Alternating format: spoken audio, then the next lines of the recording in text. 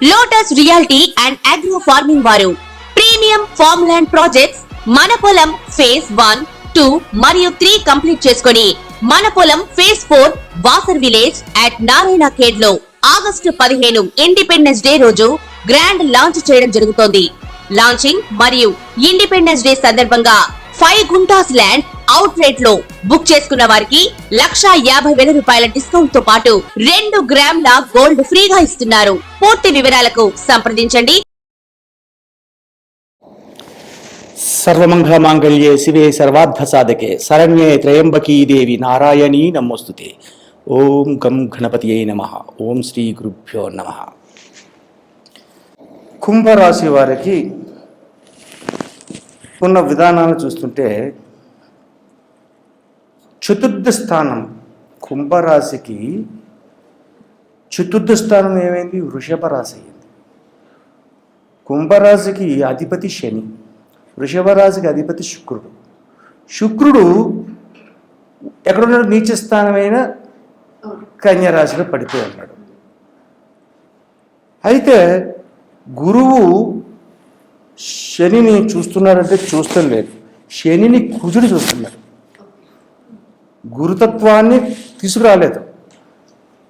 పంచమ స్థానమైన కుంభరాశి వారి యొక్క సంతాన విధానాన్ని ఇక్కడ తీసుకోవాలి.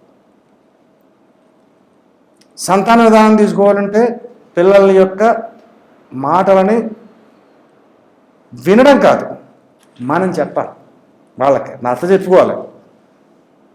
నాయన చేత తప్పురా, ఇలా వెళ్ళకూడదు, ఈ రూట్లో వెళ్ళాలి, ఆ రూట్లో వెళ్ళకూడదు అని ఈ రకంగా నచ్చ చెప్పుకుంటే ఉజ్జగించాలి.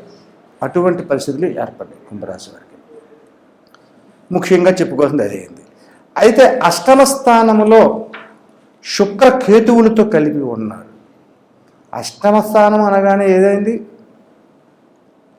ఆరోగ్యము ఆయుర్దాయానికి సంబంధించిన స్థానమైంది. అక్కడ మోక్షకారకుడైన కేతువు ఉన్నాడు కాబట్టి ఆరోగ్యం జాగ్రత్త చూసుకోండి. అనారోగ్యానికి లోబడిపోతున్నారు. అటువంటి పరిస్థితులు ఏర్పడుతున్నాయి. ఇక కుంభరాశి వారి యొక్క జీవిత విధానంలో మాటగారితనం ఎక్కువ, ఆలోచన విధానం ఎక్కువ. ఆలోచిస్తారు, అవకాశాన్ని పొందలేరు. అవకాశం అయితే ఇక్కడ ఎంతవరకు వస్తుందంటే కొంతవరకు వస్తుంది. అంటే గ్రహస్థితి బాగాలేదండి, గ్రహస్థితి కాదు ఇక్కడ. ప్రస్తుత కల వక్రించాడు అంటే పరాజితం చెందింది, వెనకగా నడిచాడు ఆయన, అంటే ఓడిపోయాడు, బలహీనుడయ్యాడు. అందువల్ల ఉపయోగకరమైన స్థితిగా లేదు ప్రస్తుత కాలం వరకు.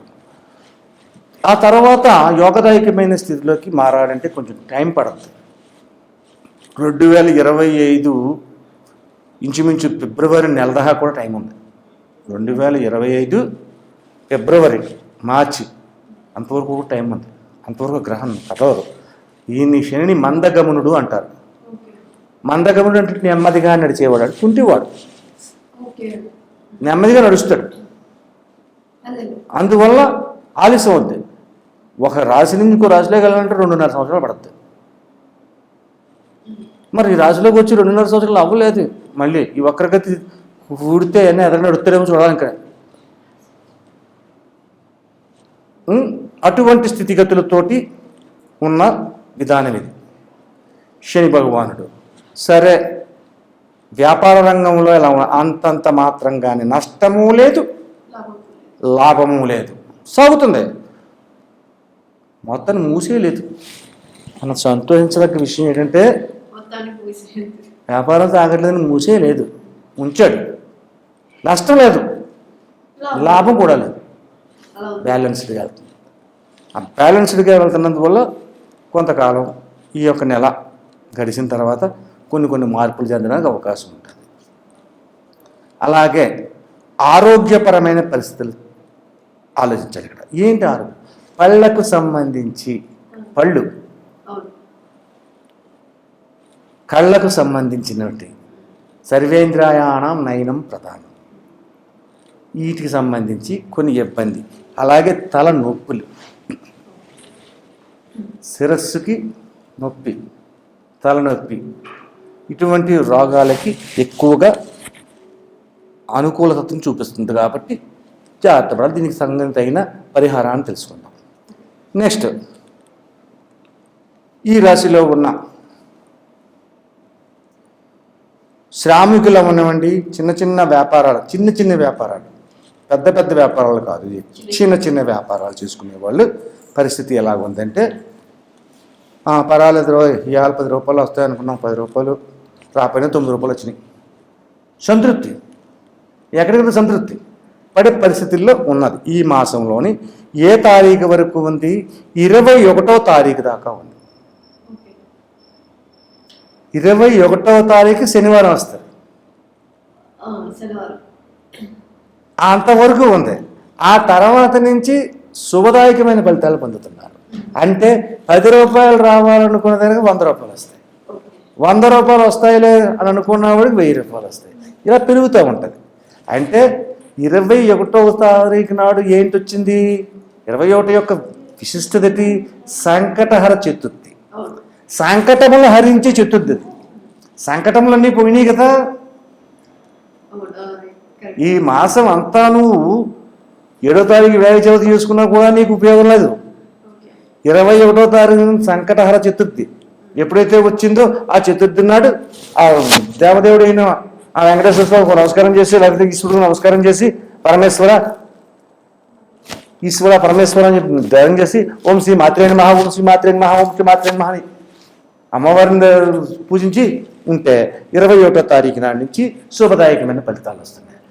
ఆవిడ ఇంకేముందండి, 21 వెళ్ళిన తర్వాత సెప్టెంబర్ నెలలో మిగిలిన 9 రోజులే కదండి, 9-10 రోజులే కదా, చాలు. 9 రోజులు అక్కర్లేదు. సుఖాన్ని పొందడానికి ఒక నిమిషమైనా చాలు, ఒక క్షణమైనా చాలు, అది నిలిచిపోతుంది. ఎలాగొస్తుందంటే ఏం చెప్తావు? కొబ్బరికాయలోకి నీళ్ళు ఎలాగొచ్చాయంటే ఏం చెప్తావు? కొబ్బరికాయలో నీళ్ళు ఎలాగొచ్చాయి? ఎవరు పోసాడు? ఎవరు చెప్పలేడు. అలాగే శుభం అనేది 9 రోజుల పాటు కలిగింది అంటే గ్రహ విధానాన్ని బట్టి సంవత్సరాల కాలంలోకి వెళ్ళిపోయింది. సంవత్సరాల కాలంలోకి, సంవత్సరం కాదు, సంవత్సరాల కాలంలోకి వెళ్ళిపోతుంది. అటువంటి శుభాన్ని కుంభరాశి వారు పొందుతున్నారు.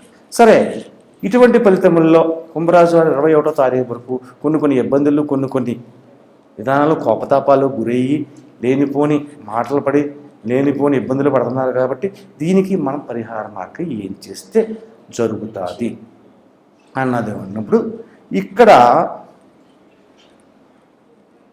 ఒక 1/4 కిలో నువ్వులు కొనండి.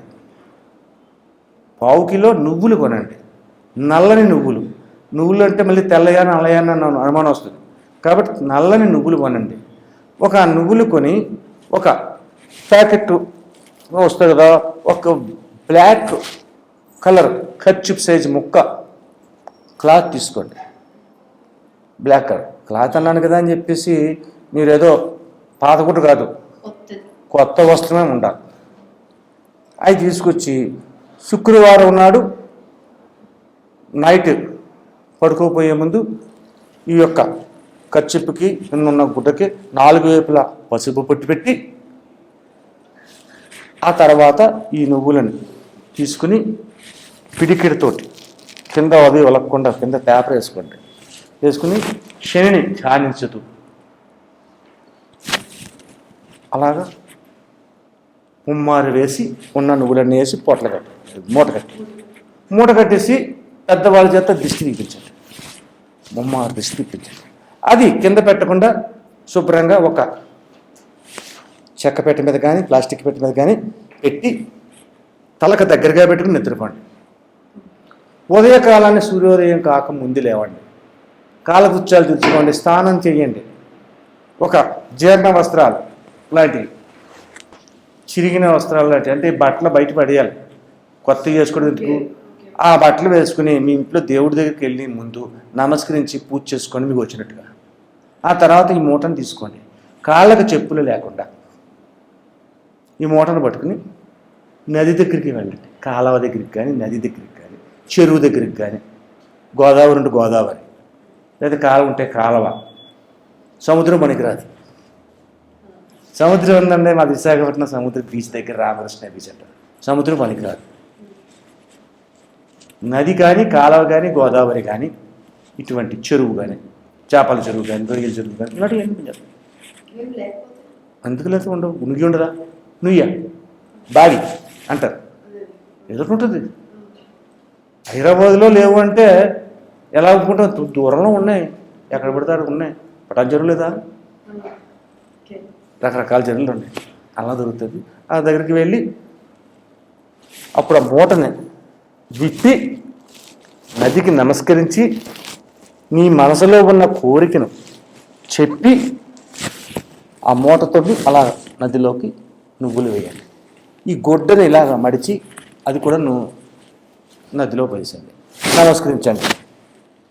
మళ్ళా చెప్పులు లేకుండా వెళ్ళాలి.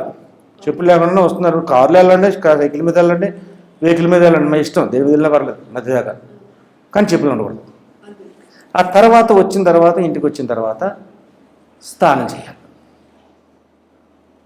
స్నానం చేసిన తర్వాత ఈ బట్టలు తీసేయాలి, బయట పాడేయాలి. బయట పడేయాలి, అందులో అనుమానం లేదు. ఆ తర్వాత శుభ్రంగా విభూతి ధరించి శివాలయానికి వెళ్ళండి. శనివారమే శివాలయానికి వెళ్ళండి. శనివారం ఆ శివాలయంలో అభిషేకం చేయించండి. అభిషేకం చేసిన తర్వాత ఆ రోజు ఆయిల్ లేని ఫుడ్ తినండి, ఆయిల్ తగలకుండా ఉండండి. ఆ తర్వాత మధ్యాహ్నం శాకాహార భోజనం, ఆయిల్ లేకుండా, అంటే పెరుగు అన్నం తింటారే, అంతకంటే ఇంకేం లేదు. సాయంత్రం మళ్ళా ఏదో పళ్ళు పాలు లాంటివి సేవించాలి. ఈ రకంగా చేసుకోండి. ఎన్ని వారాలు సోమవారాలు వస్తే అన్ని సోమవారాలు అభిషేకాన్ని శివుడు చేర్చండి. ఈ యొక్క నువ్వుల పరిహారం మాత్రం ఒక్క శనివారం మాత్రం చేస్తే చాలు, ప్రతి వారం అక్కర్లేదు. ఈ రకంగా చేస్తే ఈ కుంభరాశి వారికి కలతలతో తొలగి సుఖ సంతోషాలను పొందుతారు.